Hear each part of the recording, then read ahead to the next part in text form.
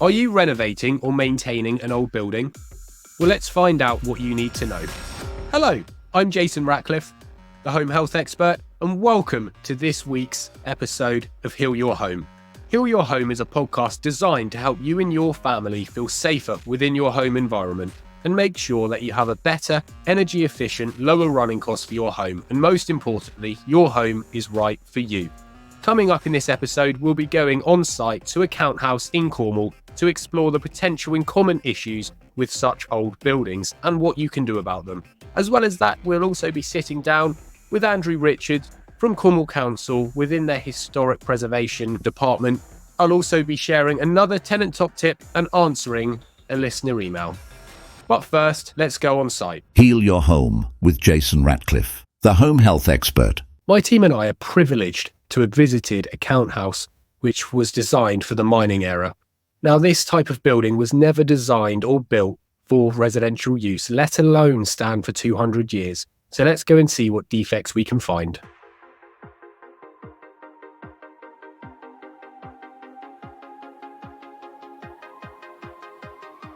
Typically in properties, regardless of the age, small bits of maintenance work such as flashings or damp-proof courses to chimney breast pointing can have initially a minimal effect on cost for maintenance works, but if they are neglected and they aren't dealt with in the correct manner and also in the correct time scale, they can have detrimental effects to a property, as seen here.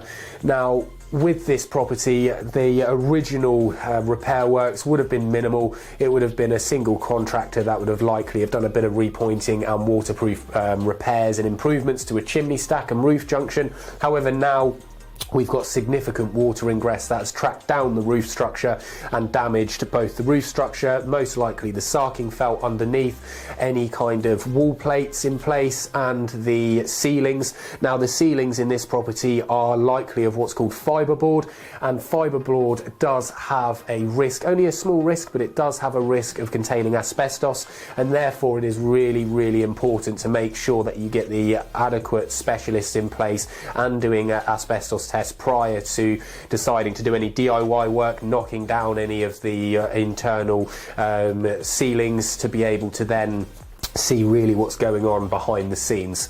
Within properties that are of solid monolithic stone and cob, so solid construction with no cavity, particularly in cob, it is very important to make sure that you have the right pointing and render, and internally making sure you have the right plaster and also the right paint.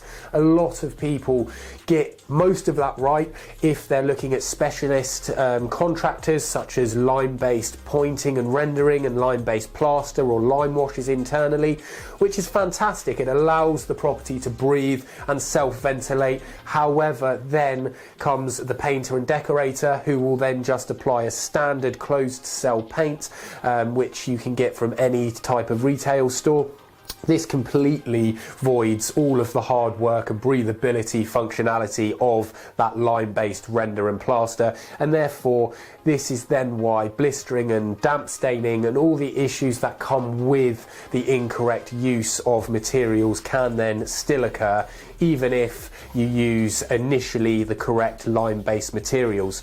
Now, lime-based materials come in all shapes and sizes, different ratios. You can have hydraulic, non-hydraulic. Hydraulic is more natural based, but it does tend to have more of a risk of having a reaction to, say, water such as rain, and the chemicals that may well be within rain, and cleaning products, paints, etc. So it's really important to make sure that whatever you use, it's the correct material and correct hardness for the type of use that you'll be using it for. There are certain more closed cell or water resistant type limes that you can get for lower down in walls or harsher environments for the external facade, so the outside of the building. This will help mitigate and manage water ingress into the property, but it is important, it is only managing the water ingress. You will never prevent it, and it is healthy for a property correctly ensure that this is correctly correctly bound, correctly structurally sound, which is also why in a lot of properties that are especially cob based, that you can have huge amounts of cob quite literally fall off of a building because it becomes way too dry, and yes, it does do obviously there is a huge management of dampness inside, and for a short period of time that can be a great value and asset, and you think as a homeowner that you've done the right thing, but actually over a long period of time this can be quite significant to the general structure. Bearing in mind, older buildings are not designed for modern day materials. They're not designed for modern shower units, kitchen appliances. So all of these things have to be considered also. Ventilation with any type of property, any age or construction, is very important, both natural and mechanical. However, depending on the local environment of the property, if it's in a coastal location or within approximately 50 miles of the coast or a reservoir or lake, any kind of water source where there can be high amounts of atmospheric relative or absolute humidity and wind-driven rain entering into the property's external facade. So if it's very open area, if you're on a very lovely landscape with woodlands, all of these areas can cause excessive weather exposure to the external facade, which is why it's important also to address internally and what that can have, what impact that can have internally on the property.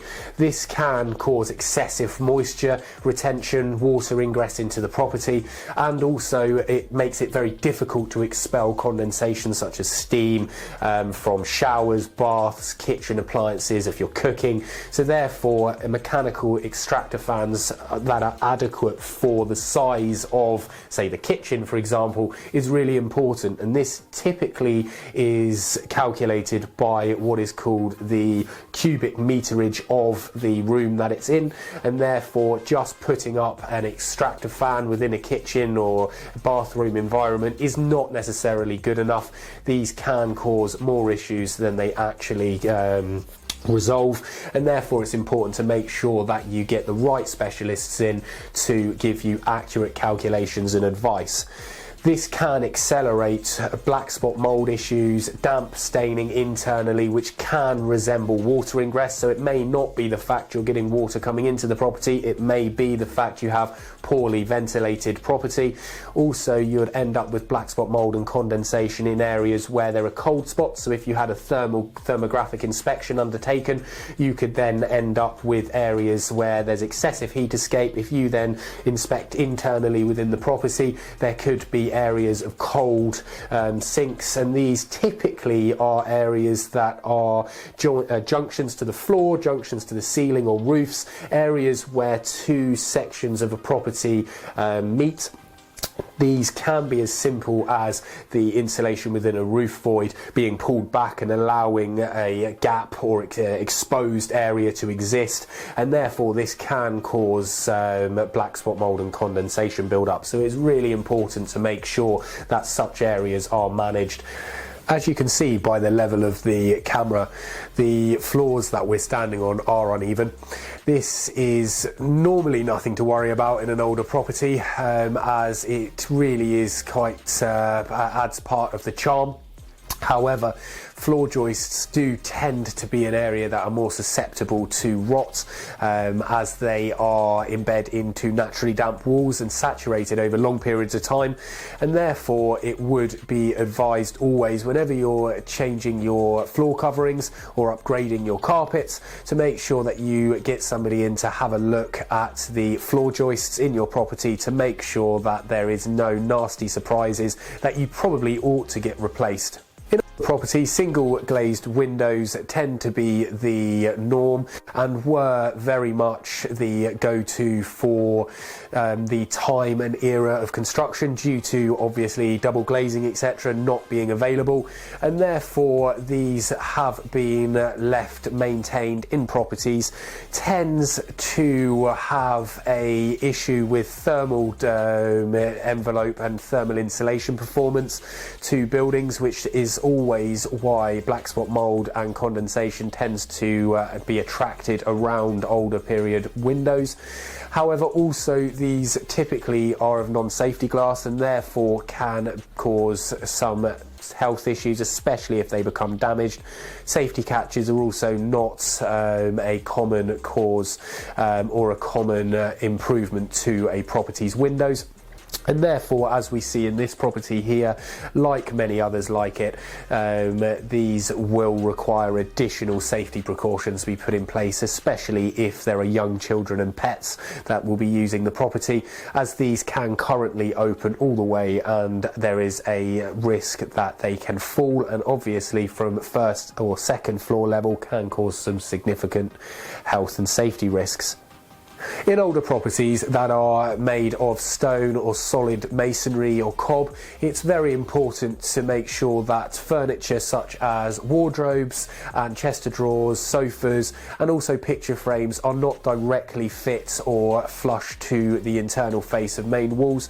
This is due to them preventing them from ventilating, and therefore will cause an accumulation of dampness. And as you can see behind me, this is only a very minor issue in this property, but it can cause a detrimental effect on the property and the indoor air quality. So it is always worthwhile ensuring there is at least a small ventilation gap between pictures and items of furniture within your property. So in this property we can see that there are elements of continual defects from a single easy to treat source. Now the original source is actually not that bad to fix and it doesn't take a huge amount of effort or money, but now as it's been left, and especially as this property is in a coastal location, we have significant water ingress which has now led to damp saturation to an untreated timber roof structure, which can lead to things like timber decay such as wet rot, dry rot and wood boring insect infestation, and also potential lintel failure, as well as more aesthetic issues such as cracking and blistering of the ceiling. This can also contain possible traces of asbestos, so care really should be taken when looking at how to address and remedy this situation. Properties that are older or of solid monolithic stone, cob or masonry construction, so therefore they do not have a cavity, will require additional heating systems in place that are far superior to, say, night store heaters and electrical wall panel heaters that may cost an absolute fortune to heat your home.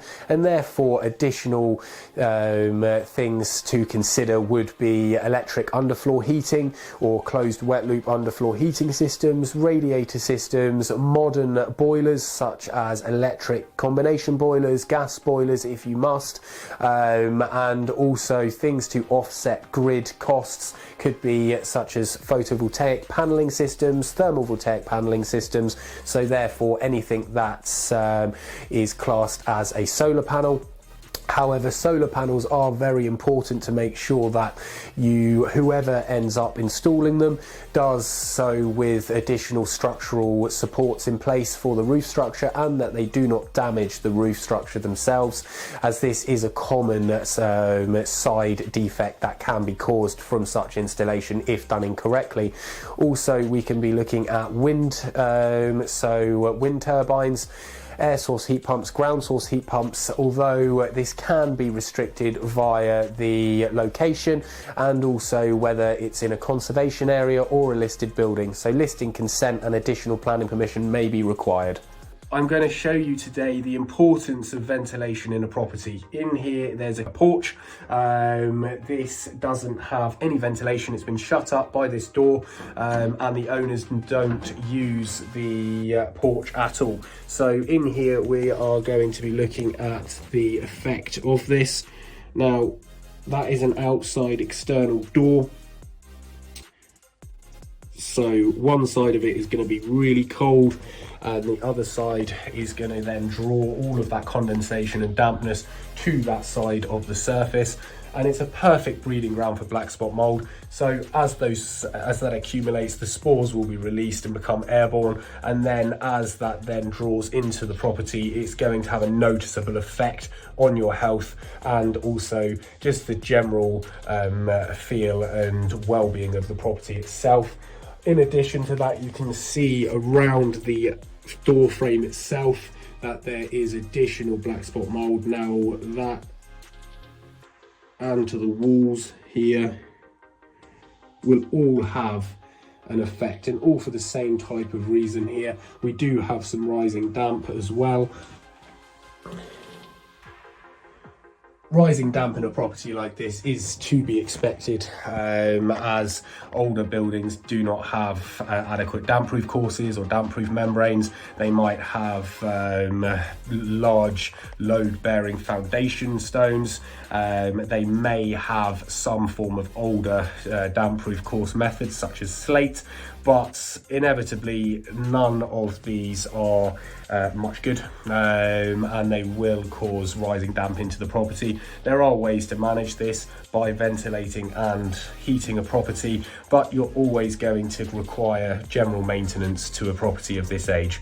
If you manage those things, you can help prevent such things as black spot mold and rising damp from occurring.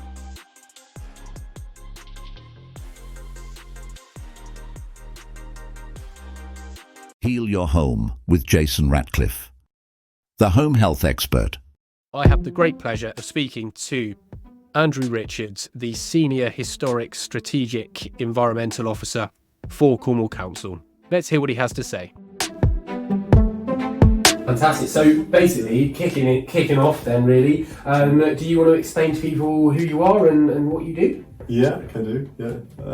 Fire away. Yeah, absolutely. Yeah. Just a short snippet. Yeah, well, I'm Andrew Richards. I work in the Strategic Historic Environment Service of Cornwall Council, mainly a historic buildings advisor, but I've been doing kind of putting bids in and managing heritage-led regeneration schemes for the last few years, and as part of them we've been trying to retrofit historic buildings well, fund things we think are will improve the thermal performance of the building, but also not damage the character. So that's our angle really. We've done a few schemes in the west, and like Campbell and Redruth, and been on St Austell for the last 5 years, just finished. Fantastic. So just to clarify for people with this historic buildings, what would you class as a historic building? Well, it's kind of there's buildings that people would think are historic from like Victorian, Georgian and beyond that, but there's kind of good modern examples as well, and I think some of the later ones are the hardest to heat, probably, you know, sort of turn of the century, you know, sort of pre-war, post-war. They've still got a character of their own, so they're still important as buildings. So we judge building on its merits, but the majority of the buildings we're looking at are kind of Victorian, mostly Victorian, Georgian, as part of these schemes. But that's not to say there's other buildings are important. Basically, solid walls, I guess. You know, how to improve solid walls. Once you get into cavity walls, it's a different situation. Absolutely, and I think, from my experience, I'm sure it's quite a controversial statement, but I think that retrofitting and improving older buildings in some ways is probably better quality than a lot of the new builds that are being built anyway. Yeah, I think so. I think always try to repair things rather than replace them. So the fabric's good. Windows from a lot of the Victorian properties are like 130, 140 years old, and they can be repaired still. They don't need replacing. So I think and well built. You know, well built, solid walls. Often you get buildings that have got a better front than a back, but it makes a difference in terms of how the wall's constructed. If you had a facing stone wall with less joints, it's going to perform probably a bit better than a rubble wall with lots of voids in between it. Absolutely. So even though they're solid, they're different. But, yeah. So I mean, obviously, a lot of these things, unless they're kind of brick or a continuous material, they can perform massively different to each other, even sort of from a metre by metre perspective, I suppose. I think so, yes. And I think it's standard readings on building regs for U values and energy performance certificates and the like. It's a standard reading, whereas in reality, you know, the solid walls are performing differently, and a lot of cases better than the readings that are used. Absolutely, and I think that's a really good kind of point. And I think from a kind of before you start with one of these projects, obviously it almost seems like a mountain of a job or a project. What would you kind of advise people do to start with? How would you identify kind of the most important jobs that need to be done when you go and do one of these renovations? I think it needs a full assessment because each building's different. They're built in a different way and they're facing a different way. So you've got to do a kind of holistic approach, like a whole house analysis, and work it out from then, really. But that's worth doing on any property, and it's good practice to do it all the time. Yeah, absolutely. And I've seen, obviously, I've been involved with some of these projects, and I've seen the great work you do, and I think it's fantastic, kind of almost putting a breath of fresh air back into local communities, and it's quite a nice, I suppose, contribution to the existing buildings, and especially the heritage of Cornwall. So yes, it's really lovely. But I think from so if you own one of these homes that are not necessarily available for, say, the council to input in, how would you? Is there anywhere to go for funding or additional kind of help with this sort of advice? Well, the other groups could help with kind of latest grants and the like. Our angle is from the council, I guess, from the conservation side of it, is that we're trying to produce guidance on how to improve historic buildings without damaging the character. So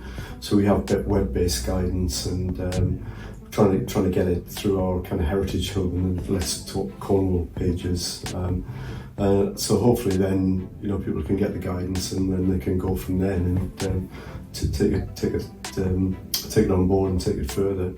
The energy guidance is used by the planning department in terms of pre-application advice. So hopefully that's getting passed on to people applying for planning permission, listed building consent and the like. Fantastic. And you were saying about your pages. So if somebody were to go online, whereabouts is this information available for them to find? We're kind of split across two areas. So there's the strategic historic environment section, which you can get through the Heritage Hub on the Let's Talk Cornwall pages. But also if you go through the planning web pages on the technical guidance, there's links to our energy guidance within that, as well as other guidance that could be of use. I guess the thing that was quite useful for our guidance is it shows lots of local examples and things that we've funded and monitored the performance of as well. So rather than looking at guidance showing you examples from other parts of the country, you've got something a bit more specific that you can go down and have a look at. Yeah, it's fantastic, because I suppose each geographic is incredibly different. You know, you can't then therefore rely on, I don't know, data from Birmingham or cities necessarily within sort of St Austell or St Ives environments and things like that. But so from a contractor perspective, then do you offer advice to sort of re-educate or further educate on historic buildings and things like that? Well, we kind of open up our schemes to everyone, to professionals and college students alike, as part of the work, the grant funded schemes, and it's just trying to get everybody together and all in one place, and that's led to some good practice detailing we've found. So I mean, we do have a list of good contractors that we've used on specifically heritage projects, but with a big caveat that obviously there are other of course suitable contractors available. But if anybody did want to see any of the work that we've done or seen, we can point them in the right direction. and there should be information about the schemes we've been running, which would include kind of photographs and reference points as well. So fantastic. So it's almost like evidence of the works that have been done, and then you can then go, great, here are the contractors that may well be able to help. Yes. Yeah. Because I think a lot of people that we speak to, it's very much they don't know where to look. They obviously, it's all very well kind of getting your local builder in, but are they kind of in the right position to actually kind of look at your home? Because obviously they're a completely different animal to new builds. So, I mean, when we would get tenders for all the schemes, got a minimum of 3 tenders, but in the assessment we're trying to look at quality as well as cost, and the quality side of it needs a bit more explanation into what work's been done previously and whether there's experience at work in historic buildings. And it's quite a useful thing to factor in. Yeah. So from that, so kind of following from that, if somebody, a homeowner, was looking at contractors and deciding who to use for their work, what kind of advice would you give them then, based on kind of how your process? I mean, I'll do a bit of research perhaps into what other jobs and what kind of jobs the firm's done in the past, and which you could do by going on the website. There'll be a list and photographs of the work that they've done, but satisfy yourself that they're suitable for work on historic buildings. Some firms specialise mainly in new build, which is there's nothing wrong with that, but there are different skills needed for working in historic buildings, different materials, and it's solid walls as opposed to cavities and the like. Yeah, and I don't want to put you on the spot, but for different sort of specialist materials, things like that, what kind of things are different to new builds, in case people aren't familiar? Well, we're trying to upgrade thermal performance, but trying to use natural products to do that, and in terms of insulation, I think it's usually better on internal than external for a historic building, but then it also depends on whether you can do it and you're not damaging sort of internal features and the like. But the natural breathable products are things that we're trying to push, things like wood fibre board, cork board, we're testing sheep's wool and hemp wool as internal insulation, and monitoring performance, so making that available if anybody wanted to look at it. So from your existing research then, what from say a natural sheep's wool or mineral, between that and mineral wool, what's some of the benefits of natural insulations? Well, solid wool would need to breathe. It works. The whole process works different from a solid wall to a cavity wall. So you need to kind of allow moisture in and allow it out again. So the natural breathable products will allow you to do that. So you would hope that there would be a health benefit through that. It would be healthier from the occupants. That the walls breathing naturally, even with the insulation installed. The danger with sealing things was that the moisture's trapped, and it would come out as kind of mould on the inside, and especially like properties that have been vacant for years and years, then they take a long time to dry out, and if you seal them up, the water moisture's got to go somewhere. So and the natural product, it's sustainable, environmentally friendly. Yeah. So that's the kind of push. Fantastic. And I know you've been doing some research into different types of paint application. Could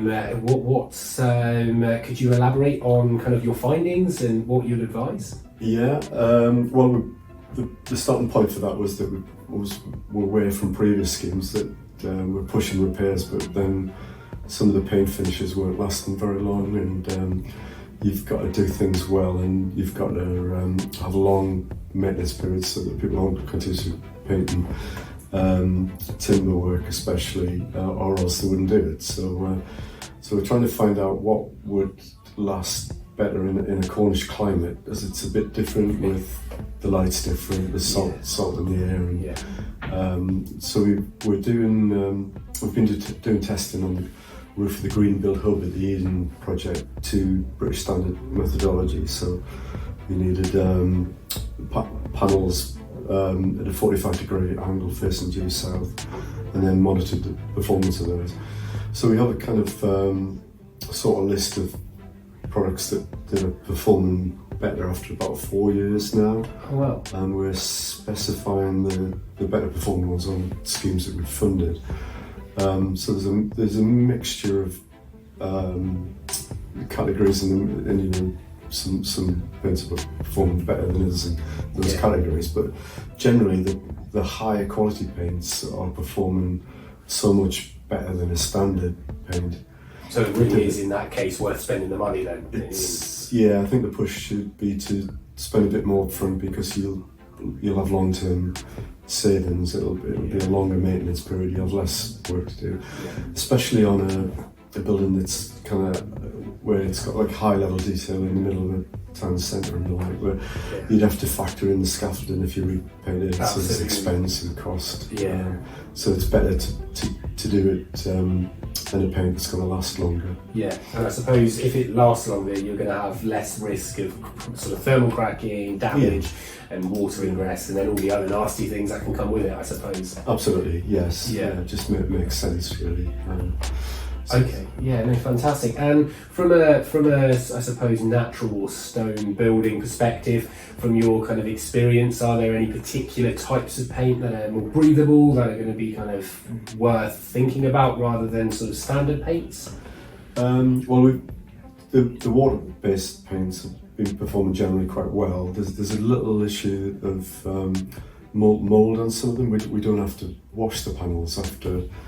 For a year, we do like an annual test, and then it's unwashed, and some of them the mold's got quite deep ingrained, so it does mean you've got to keep an eye on it. But they're performing well, a lot of them as well. So quite happy with that. We were impressed with the linseed paint we used in one of the projects, which have a number of coats, and it took a long time to dry, but once it was on, it's performing probably better than any others, so very happy with that. Yeah, and I think that's again something people need to be aware of, is obviously you may have the right materials, but it's making sure that the contractor's aware of applying it in the correct sort of method and the kind of weather, things like that, isn't it? So, yeah, I think priming and kind of pre-application work is key, and it does need a lot of prep, and spend more time on the prep, and you'll get a better product. Yeah, and it's what we particularly find as well, I don't know if you're the same, is if people sort of spend a lot of time and effort on appropriate line-based renders, things like this, and then they use a standardised plaster inside the wall, it almost completely voids the whole purpose of this breathability. Do you agree? I do agree. Yes, the whole wall needs to breathe, for a solid wall at least, and what you do on the outside and what you do on the inside are both important. Yeah, fantastic. And so if you've got difficult areas such as subterranean, so if the ground is higher outside, or you have areas that have got a lot more exposure, typical kind of damp treatments aren't always kind of appropriate for older buildings. Is there anything that you would do in your renovation projects that would help mitigate that? I think it's obviously it's different case by case, and it is a bit tricky sometimes when you've got cellars and the like, and it needs to it needs a bit of thought. I mean, with all the schemes we've been doing, we've been trying to get lots of ventilation in. So if the ventilation was controlled, so windows are opening, easily opening, and opened regularly, it will help in terms of getting rid of any internal moisture.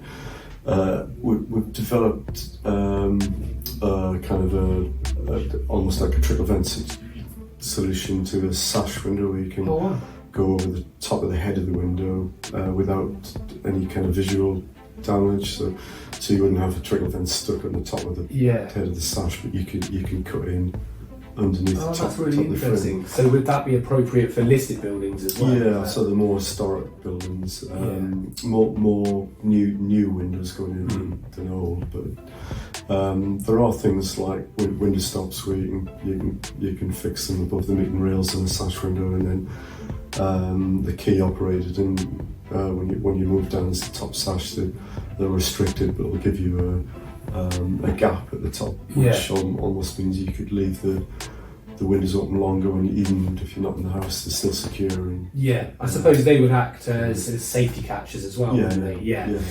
Because especially in my house, I've got sash windows and there isn't safety catches, and they can be quite tricky, to say the least. And so no, that's really good advice. Now, kind of going on to listed buildings, obviously a lot of heritage buildings are listed. So to kind of get around, not get around is the wrong word, but kind of be able to do these improvements and maintenance to your property that's listed, what would your advice be on that? Well, to check if they need listability consent to start with, our guidance, which is on the website, will give a range of options to look at that would be applicable to kind of non-listed and listed buildings. It really does depend on the building. What we're trying to upgrade them without damaging the character, trying to keep original fabric at all times if you can. So it's very much kind of like repairing the original bits which mean a bit. You know, they're often if it's windows and doors, they're the windows and doors that the building was built with. Haven't been changed. So, but there are ways you can upgrade them without taking them off. You don't have to replace everything. And there's lots of examples in the guidance that we have that you could use as a reference. Fantastic. And from people that don't know what listed buildings are, could you just briefly explain kind of the character, the levels and what they mean? Well, there's three levels of listed buildings. The nationally important listed buildings are grade 1, grade 2 star, and there are kind of less of those than grade 2, which the majority of the buildings in an area would be. So grade 2 would be really buildings that are kind of locally important, but perhaps not nationally, but still of great merit. And there are kind of unlisted buildings that are still of good merit as well. So it's just trying to improve everything so that the character isn't damaged and destroyed. Fantastic. Well, thank you so much, and thank you for your time today.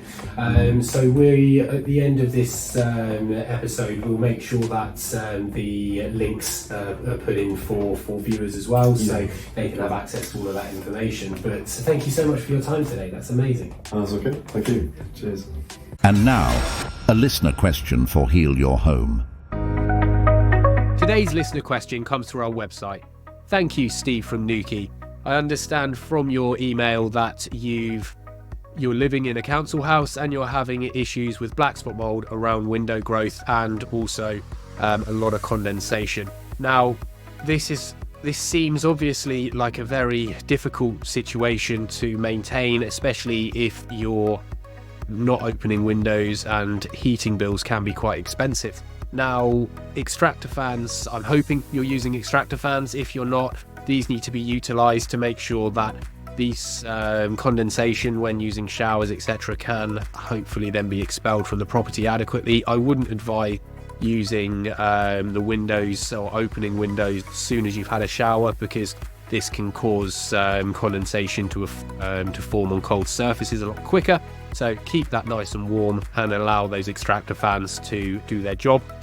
Now, if you're drying clothes in the property, this is not a good idea unless it's via a tumble dryer, but obviously that can be quite expensive. So always make sure you're drying clothes outside, and it's always worth opening windows and doors for 10 minutes every day, just allowing for almost a shock therapy of ventilation through your property to really reduce those condensation levels in the home, and making sure that anything of open water sources such as fish tanks and things like that can actually be well ventilated as well through the property. And any lids that can be put on these sorts of aquariums are really helpful, although they're not as aesthetically pleasing. I hope that helps. This condensation, I'm assuming, kind of forms in the morning typically, So again, this shock therapy of opening windows for a minimum of 10 minutes afterwards can really help. If you have any other questions or if you have any more detail regarding this, please get back in contact and we can hopefully give you more direct answers if this doesn't remedy your problems. Jason's tenant top tip. Within this week's episode of Heal Your Home, our tenant top tip is to open windows for between 10 to 15 minutes every single day, even throughout the winter. Now, this does sound a little bit discomforting, especially if it's freezing or raining outside, but it really does make a difference, and it is scientifically proven to help improve indoor air quality, reduce buildup of nasty air pollutants and dust and mites, etc. And then you can then shut the windows for the rest of the day and utilise trickle vents to help encourage that natural airflow through your property. This will help reduce black spot mould and condensation as well.